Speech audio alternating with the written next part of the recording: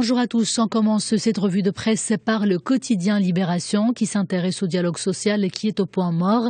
Et cette année 2016 s'annonce de mauvais augure pour le gouvernement de Abdillah Ben Kiran car dès son entame, elle a donné le ton de ce que seront les derniers mois de l'exécutif dont la politique ne cesse de provoquer la colère des syndicats.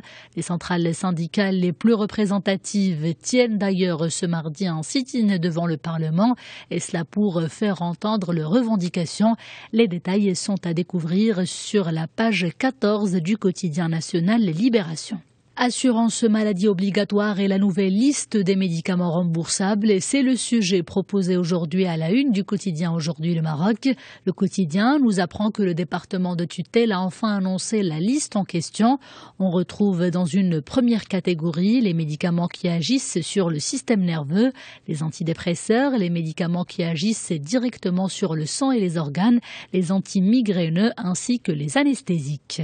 Le Matin se penche pour sa part sur les missions de l'autorité pour la parité et la lutte contre toutes les formes de discrimination, un sujet qui n'en finit pas de nourrir les débats. Le journal rappelle d'ailleurs que cette entité spécialisée a été créée pour veiller au respect des droits et des libertés. La Constitution donne à cette autorité un très large champ de compétences, mais toujours sous réserve des attributions du Conseil national des droits de l'homme. Éclairage à lire sur la une du quotidien Le Matin. Et puis on parle énergie renouvelable à la une du quotidien L'Économiste. Mazen ne perd pas de temps maintenant que l'agence est aux commandes de la feuille de route nationale pour les énergies renouvelables.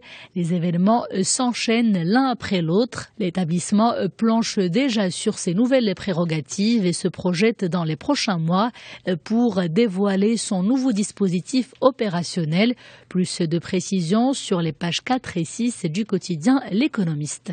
De la presse française, on retient cet article faisant la une du quotidien Le Figaro. Le journal nous parle du débat relancé récemment en France autour de l'organisation d'une primaire permettant de désigner un seul candidat de la gauche et à laquelle devrait se soumettre François Hollande. Mais l'idée est loin de faire l'unanimité. Pour plusieurs leaders du Parti socialiste, je cite, soit c'est la première de toute la gauche, de Macron à Mélenchon, et c'est la seule qui fonctionne, soit c'est une primaire qui départage et il faut travailler à l'union.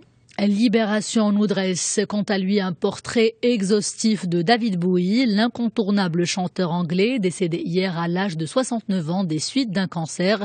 On nous parle d'un artiste culte entouré d'une aura de secret, un artiste qui suscitait de nombreuses théories autour de sa vie déjà, puis autour de sa mort.